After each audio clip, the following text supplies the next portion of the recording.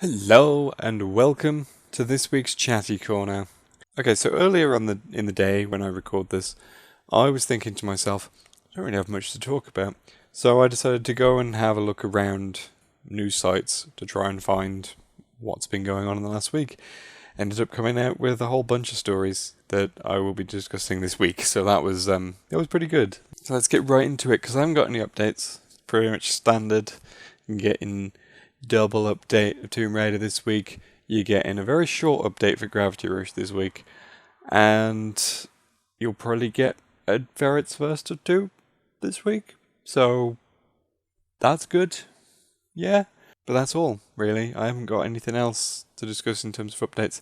There is one thing, which is the fact that I am working on trying to revitalize my blog as well, which sort of sits alongside this. As I record this early today, I posted some more chronological challenge reviews, which will be weekly, and there'll be double updates every week. And I've got a few other reviews, obviously, that I want to post up of like more recent games that I've played, in addition to all the old games that I've been playing through. So hopefully that'll be a regular thing, and I'm hopefully looking into more regular features of things. Like I want to do like a Monday column where I talk about something going on in the games industry and offer an opinion on that. And of course do a sort of roundup of the last week as well, which I'm going to try and do at the end of this week as well. Because I did that for a while and then stopped, I think, because I got ill and then just everything fell off. So that's going to get it all back on track. But that's all I've got in terms of my blog. If you're curious about that, there is always a link in the description of every single video I do. We shall commence into last week's comments. So obviously one of the big things last week I talked about was Disney Infinity not really living up to its name. So I got a couple of comments. I don't think there was really many comments in the way of this is what it was, apart from one which came from Saren Phillipsy, which apparently was meant to be sort of an interactive thing, user building their own games, and apparently wasn't really communicated very well. And the main demographic, which was kids, as you would expect, they didn't really get it, because there wasn't really a game to sort of satisfy them beyond that. Sort of like, I think the thing with like Little Big Planet, for instance, if I'm understanding things correctly, if it's something like that where the focus is on building your own stuff and building your own games, I think Little Big Planet kind of demonstrated that system properly because you had an actual game to work with, and then it kind of gave you tools and kind of got you curious about what those things were, and it kind of pushed you over to the create tool stuff. So, and I think having that system means that you can play the game and you get a sense of what you can do with the tools of the game before you play the game. So I can see why it probably didn't do too well, but there was another reason, which was that apparently in terms of supply and demand, they didn't get that right at all. They apparently supplied things. They had too low a supply on the first run. This was a comment from Gavs Evans 123, by the way. He pointed out that, like I said, the first game they didn't make enough figures, so they didn't. They kept having shortages, kind of like Amiibo. But then for the second iteration of Disney Infinity, they seemingly went the other way and made too many figures and lost loads of money on manufacturing. And yeah, so it seems like the whole thing was just poorly handled all across the board. Which is a shame, because something like that you'd think would be hugely, hugely successful. I also got a comment from Josh Drake, which he asked a few different questions, one of which was very spoilery in regards to Uncharted 4. If you don't want to be spoiled by Uncharted 4, don't look at his comment from last week and click read more. Fortunately, his first two questions did cover up the spoiler, which is fine by me. Otherwise I would have been like, hey, pretty not put the spoiler in that question, please. Because I do feel very strongly about spoilers and not spoiling things for people, and it lasts a while. The fact that I did get a slightly spoilery comment in the first part of my Tomb Raider LP, and I did lightly tell off, I think it was Winter Soldier, I did lightly tell him off, not in a sort of like, mate, you're off the channel if you do that again kind of way, but just in a kind of, well, that sure is a lot of spoilers, nudge nudge. But fortunately it was a reply to a comment and I wasn't going to be a dick about it. But I am kind of vigilant of spoilers. I did discuss spoilers in some Chatty Corner, I believe, but I made sure to put a big thing on the screen to say there are spoilers here, don't watch this bit. And, edit it so that, go to this timestamp if you want to skip all of that stuff. So the spoilers being in that comment, I'm okay with, though, because, again, don't click read more and you won't get spoiled. Now, the second question, though, is the one I'm going to focus on, because I'm not going to bring up spoilers again. Are you going to check out Shadow of the Beast, which it's another PS4 exclusive, but it's kind of been buried underneath everything else, and from all accounts, it's bad. Apparently it's really bad. For those who don't know, Shadow of the Beast it's an interesting one, because Sony own the IP of Shadow of the Beast because of deals that went on over various years.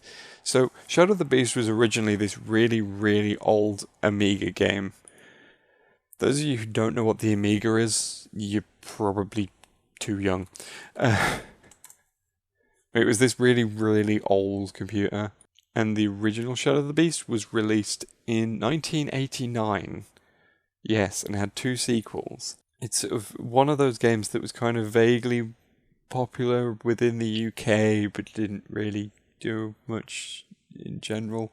And it was sort of praised for its graphical fidelity and all that stuff, which was much better than a lot of games at the time.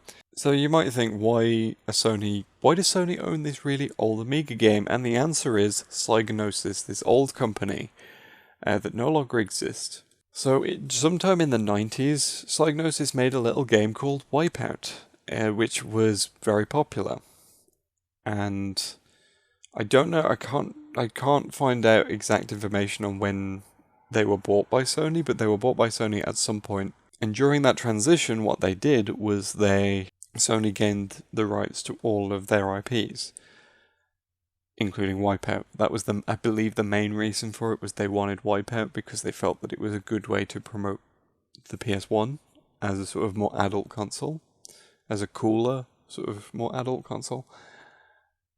And sort of early 2000s, they got rebranded as Studio Liverpool. And then a few years ago, following just poor sales of the Wipeout series in general, people just lost interest in it for whatever reason. Studio Liverpool was shuttered, and it is no more.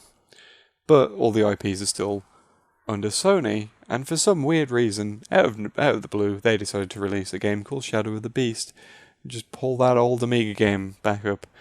Apparently it's really bad, according to a lot of the reviews and stuff.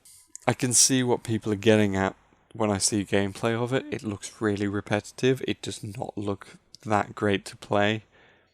And it's like, I don't know what the point of doing that was, because they already have God of War, which kind of does the same thing, but slightly better. So I don't understand it. So no, I won't be playing Shadow of the Beast at all, because I have no interest in it. Obviously, if it's a free PlayStation Plus game at some point in the future, then I'll do it for ferrets first. But that's the only way I'll touch it, so yep. Oh, and I've only just noticed this. Josh Drake also said to me, I really have to commemorate you and how you respond to all these comments and such. You're a very intelligent, nice person. I'm very happy with what you've done with your work and everything. Just keep doing what you do best. Oh, thank you. Thank you so much. That's nice. I've only just noticed that part of your comment. Sorry, but I kind of looked at that and went, oh, well, thank you. I do genuinely mean that. Like, when people send me nice stuff, I do try and respond to that, because, again, fairly small audience on this channel, but I do want people to know that they're appreciated. And again, I'm going to put that out there. I try and do it as much as possible, but you guys are great. And I'm grateful for your support at all times. And yeah, I often feel like I don't say it enough, and yeah, but I do genuinely appreciate all the support that you guys give me, and when I get comments like that, it's very nice. It makes me feel very happy. So thank you.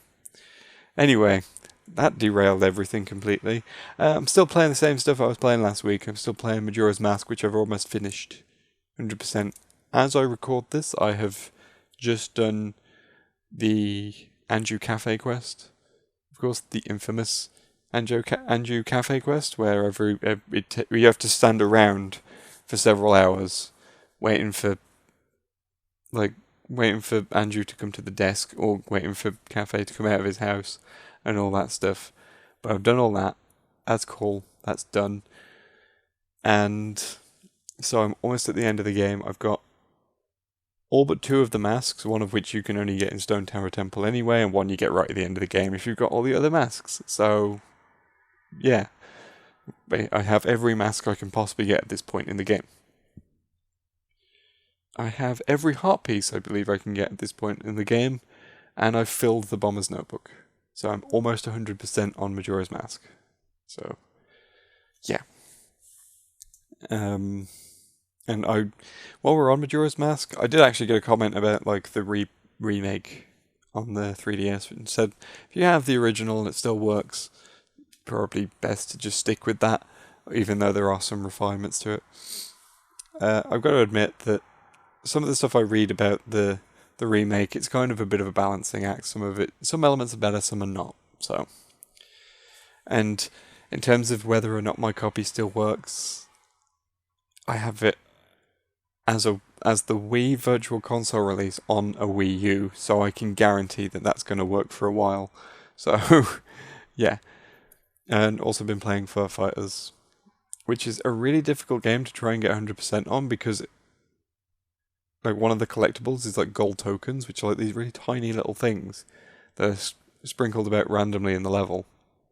There's a couple of levels where I'm missing one, and I don't know where the hell it is, and I can't look up a guide because, okay, one of the levels that I'm stuck on that front, that level isn't in the Dreamcast version. It's only on the PS2 version. And similarly, another level where I'm struggling to find one token, again, the guides that I've got to finding gold tokens are all Dreamcast.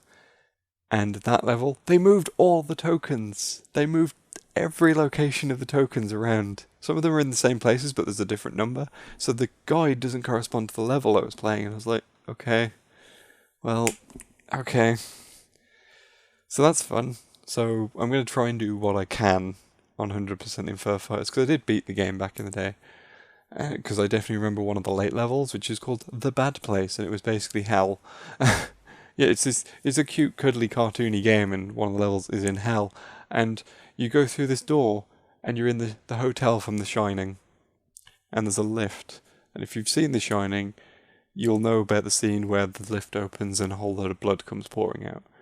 That's in there, but because in this game is incredibly gory, Fur Fighters. It's a very cartoony game, but it's very gory. However, all the blood is fluff, because they're all basically stuffed animals. So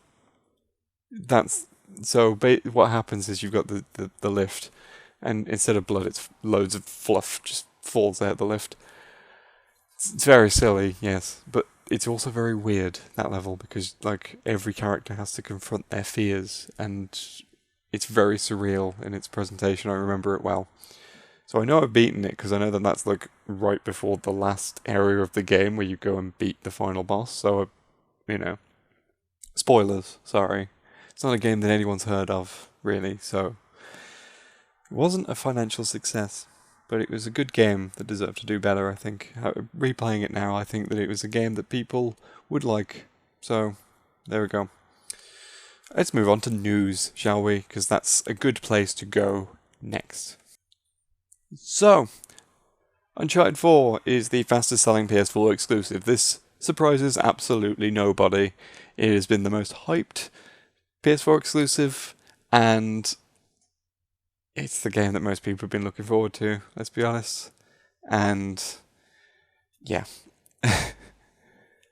It's also a fantastic game, and I am just so pleased with that.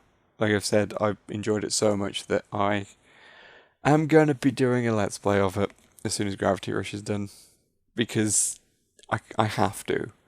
I need an excuse to replay that game, and that's a good one, I think. So that doesn't surprise anyone.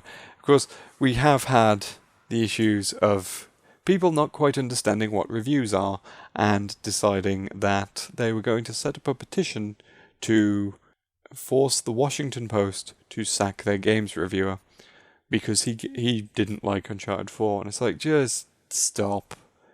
When people like you come along and start complaining and going, oh, but this game's objectively good because it was hyped, stop it. You're the problem. Get out. Reviewers are allowed to have opinions. And it gets especially ridiculous when reviewers that were giving it 8 out of 10 were getting harassed, and it's like, guys, 8 out of 10 is a good score. Get over yourselves. Similar thing happened with Doom, because IGN gave it a 7. I don't know, when I see a 7, I'm kind of like, well, it's probably pretty good, but there might be some caveats. How do you say that? I don't know. But yeah, I don't get it. I don't get the anger directed at things like this. Since I moved roughly onto Doom, that's supposed to be pretty good, and I'm honestly kind of considering getting it at some point. I'm not even into Doom, but because so many people are just saying it's just fun. It's just ridiculous fun in so many ways. Like Jim Sterling did a Jimquisition on just how great the design of the game was, like how its narrative is put together and how they've characterized your protagonist just through hand motions, kind of thing. Like there's been a GIF going around of the Doom guy holding an action figure of himself and then fist bumping it, and it's adorable. And I don't know, sometimes I see stuff like that and I'm just like, this looks like a game that is just knows what it's trying to do, knows what it's trying to achieve, and is going all out on it and is having fun with it. And I kind of want to get it just because I want to support games that do that. That are just like, we know what we're doing and we're having a great time making this, and we want you guys to have a great time playing this. We need more stuff like that. And there's just nothing but praise for it I've seen, and that's pretty good. If anyone's played it, let me know what you think.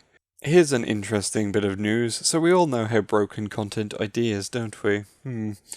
So Family Guy apparently used a clip of an old NES basketball game in an episode, and it was a clip that they took from YouTube showing off some glitch. And this is a video that has been on YouTube for years. It's been up for like 6 years or something like that. It's been there a while. And they used it in this clip. A few days later, that video gets taken down by YouTube for a Content ID match with Fox. So basically, Fox took this video that someone had done recording this NES basketball game, and then pretty much decided we own the copyright to that now because we used it in an episode of Family Guy. It's like, that's not how copyright works. And if you tried taking that to court, they'd be like, well, there's a date on the YouTube upload, and we know exactly when that episode aired, so you haven't got a leg to stand on here, have you? I mean, Fox kind of reversed the decision pretty quickly when the controversy broke, but it still highlights the problems with the Content ID system. We need a system that basically says everything. We need a system that allows for more fair use, that punishes false claims. Like even in something like this, even if it was an accident, it was a glitch in the system because that bit of footage was in there, that it automatically matched it. There still needs to be some sort of penalty from YouTube applied to that copyright holder, because basically say, well, you've screwed up, you've done something wrong, you've made what is a false claim, you don't get access to that content because you don't get access to those tools, So in that time, people can just upload episodes of Family Guy as much as they want, and Fox can't do anything about it. But that's the point, is that, we'll remove you from the system temporarily. We'll put a block on everything that you've got in the system currently. And, of course, companies don't want that to happen, so that would make them more careful about what they do, and situations like that could be avoided. But do YouTube implement something like that? No. Similarly, I feel that anything that's a takedown needs to be manual. Like content ID matches, which just monetize videos or turn off monetization or block it in certain countries. I'm okay with that to a degree. I don't like it, but I'm okay with it, and I understand it, and I think it's reasonable.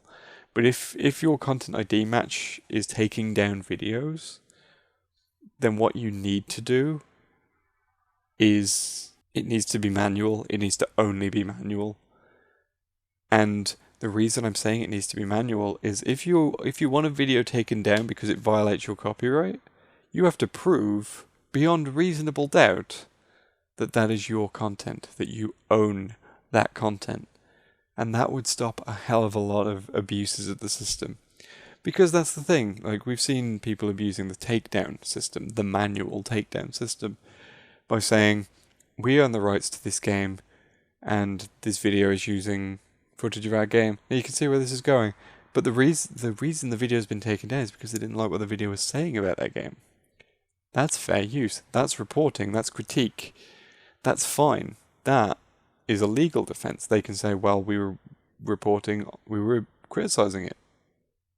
We weren't passing it off as our own work. And a lot of courts would probably look at that and go, that's fair enough. That's fair use then, I guess. How much harder would it be if there was if you wanted to take that down, you had to submit proof that you owned this game. You had to list exactly where these videos were, where the copyright infringement was happening. What in this video is yours? How can you justify the need to take this down? And then it gets sent to a team and they review, and if they agree, it gets taken down. Obviously, content ID system, manual, that's fine, and having a system where it affects monetization exclusively, and that's fine. I don't care about that. That's fine. And that's fair, But also the dispute process needs to be a bit better on that front as well. And but also penalties applying to those abusing the system. So if you get certain number of disputes against your channel that are proving that you're fraudulent, that you're making claims that you own a thing when you don't own a thing, then you should have those tools stripped from you. Your entire database of stuff in the network should be just stopped, and all claims that you've made removed. Something like that. And you could guarantee that companies would get a lot more, oh god, about implementing stuff in the content ID system. Obviously, big companies who, big film companies, they don't want people re-uploading their whole film, which makes sense. They can still go, well, here's our IP, here's the thing that we filed with the Copyright Office, here's proof that we own it, here's this, and, that's the kind of situation. Obviously, if it's a case of it automatically flags a thing and it's a fair use thing, then that should be a case of it should just be taken down. It should just be taken off. No real penalty applied to the content holder, because again, automated system, there's a lot of videos out there you can get there. But again, in this particular instance, this is something where Fox should be punished for this. Even if it's not entirely their fault, they weren't diligent enough to say, so this episode of Family Guy needs to be flagged, but this clip here, don't flag that because we took that from YouTube. There's got to be something they can do to implement that. And if they're not going to be diligent enough to do that, they get the tools stripped away from them. That's kind of what needs to happen, because it needs YouTube to be proactive on this sort of stuff. But there we go. There's a rumour going around that Resident Evil 7 will be announced at E3, and it will be returning to its roots. Now, they claim that it will be returning to its horror roots. The thing is, I've never really found Resident Evil to be a particularly scary game. It's a great game, but it's never been particularly scary. That said, returning to its roots sounds like it might be a good thing. So if you've got a situation where you can where you've got a place you can explore and more of it fans out and opens up as you find keys, as you open doors, as you solve puzzles. If it returns to that style of gameplay, I'm in. Resident Evil Giraffe, as I will insist on calling it, it's 6, by the way. That one, I got no interest in it because it just doesn't look like a Resident Evil game anymore. If 7 genuinely returns to its roots, then I'm all for it. And you got to remember that they keep remaking the first Resident Evil with the same kind of structure and gameplay, and it keeps selling. So there's a market. So go for it. But we'll see. If it turns out to be true at E3, then great, and we'll see how it turns out. If it's all fake, then forget I said anything. So that's that. But speaking of series that have lost their way, Hajime Tabata has claimed that too many people have Final Fantasy disease, which claims that everyone has their own opinion on what Final Fantasy is. And I couldn't quite grasp what he meant by all of this. Like, if he was saying it as like people need to stop complaining about the direction we're taking the series, or if he meant it in terms of like, we've made mistakes with the series and we haven't really paid attention to what people really want out of the series. I didn't really understand it. Now, if it's the former, it's like there's a reason why Bravely Default sold. There's a reason why Final Fantasy 15's the excitement for Final Fantasy 15 is kind of muted. Like, there's a lot of people who are kind of like, it might be alright, I might check it out, but I'm not really seeing many people go like, yeah, Final Fantasy 15, I'm so excited, because 13 was such a disaster. Bravely Default has offered what people want out of a Final Fantasy game, and then Square acted surprised that people wanted to buy it. Again, we're back on this sort of system of like, Capcom continually being surprised that the original Resident Evil still sells. I'm not interested in Final Fantasy 15. After 13, I'm just done. Done with the whole series. Unless it, like, completely revitalizes with some of the concepts of the past. Obviously modernize things, but it, like, if you just strip everything away, just make a new game at that point. 13 was dire for so many reasons. Now, here's where I will completely drop my spoiler rule. Final Fantasy 13's ending was awful. I hated it. And it's not because, like, oh, it wasn't what Final Fantasy really is. It's because it was just bad. The narrative of Final Fantasy 13 was awful. Half of it was told in menus, and not actually in-game. That's your first problem. Your second problem is the fact that everyone got saved somehow, and they defied their fate by doing exactly what they were fated to do. I don't understand that. And then they, like, got saved through the power of friendship or something. I don't understand. And then everyone's fine in the end, despite the fact that there's no reason for everyone to be fine in the end. And I've read further. Like, it angered me anyway, and then I read further, like, oh, there is an explanation for what actually happened. Guess why it wasn't in the game. Weird how that works. Apparently the official explanation is that the reason why everyone was saved was because one of the other gods, who we never see at any point, sort of took pity on the people of whatever planet it was, and decided, I'm going to save them all. I'm like, it would have been nice if there'd been some hint towards that god even existing. And secondly, that is a literal Deus Ex Machina. That is literally what that term means. You just pull a god from somewhere who just makes everything better. You know, it's God from the machine. It is Latin for God for the machine. God from the machine. And that's just awful. It did not make me feel better about that ending. It was like, oh, there is an explanation. Let's hear it. That makes it worse. So thanks for that. So Final Fantasy 15 I don't have much faith on. And if it is a slightly arrogant thing of like, well, everyone said that everyone's got this Final Fantasy disease where they believe they know best about what Final Fantasy is. It's like there were core elements to what the series was, and none of those core elements are present, and haven't been present since at least 10.2. Plus, let's remember Final Fantasy 13's writing was so bad, only one character was actually likable. So there's that too. His name was Saz. He had a chocobo in his hair. He was an actual real character. I actually cared about him, and that was it. That was everyone else. I wanted to punch Hope in the face. Vanille was annoying. Lightning was boring. Snow was boring. I don't even remember anything about Fang, apart from it being an Australian lesbian with a spear, and that's it. I just remember that. Anyway, so work on all of that stuff.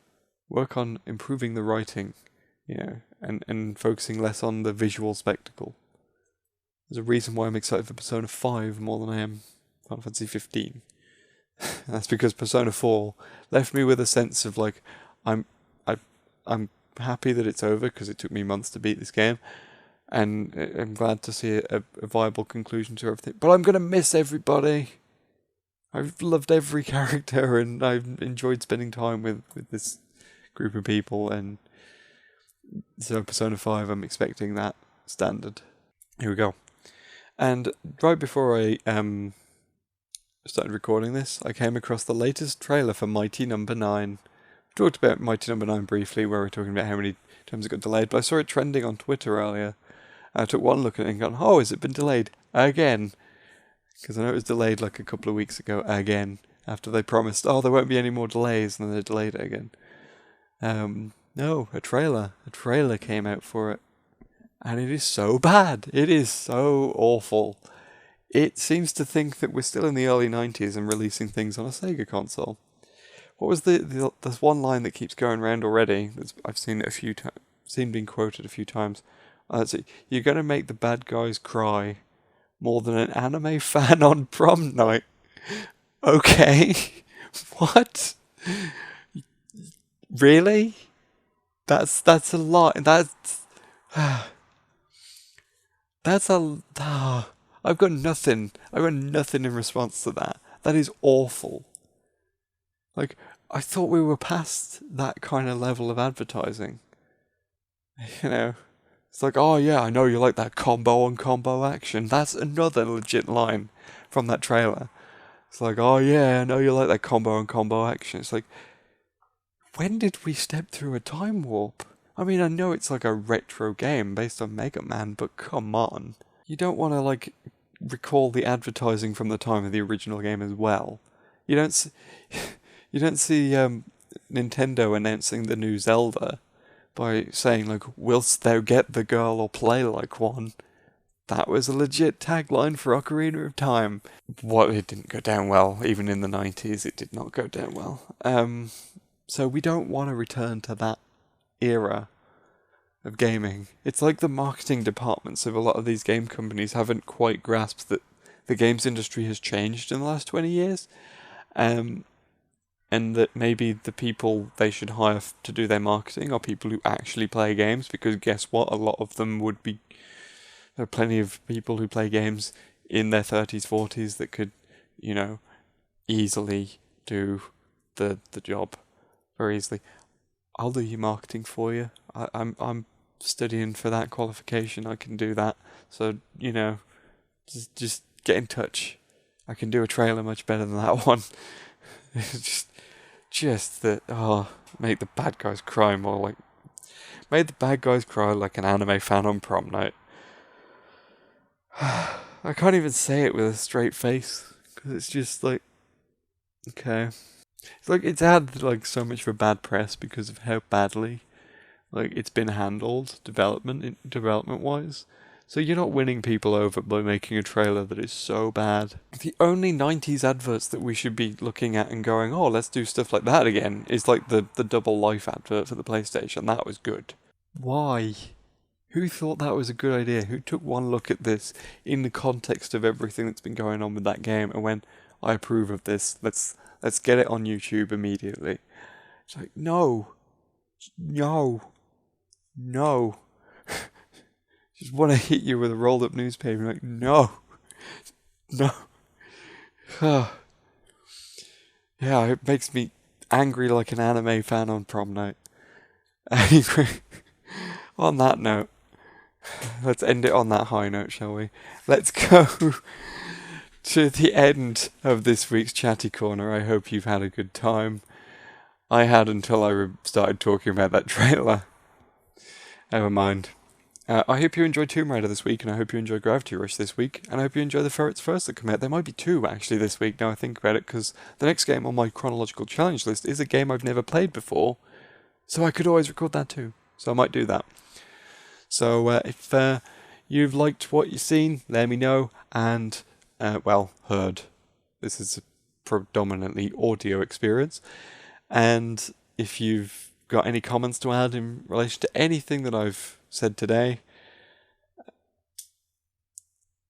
let me know. Just let me know down below. And I will see you around. And again, enjoy the videos this week. And thank you for all your support, as always. And I feel nice and happy after I found that comment again. So, yeah. So I feel even more appreciative for you guys at the moment. So I hope you all have a good day, and I hope you have a good week, and I hope that you do lots of fun stuff and have a good time, and that you're all well, and that you're all happy. If you're not happy, then I hope you feel happy soon. And I hope that my videos can help cheer you up again. Hey! And I will see you next week with another Chatty Corner. Bye.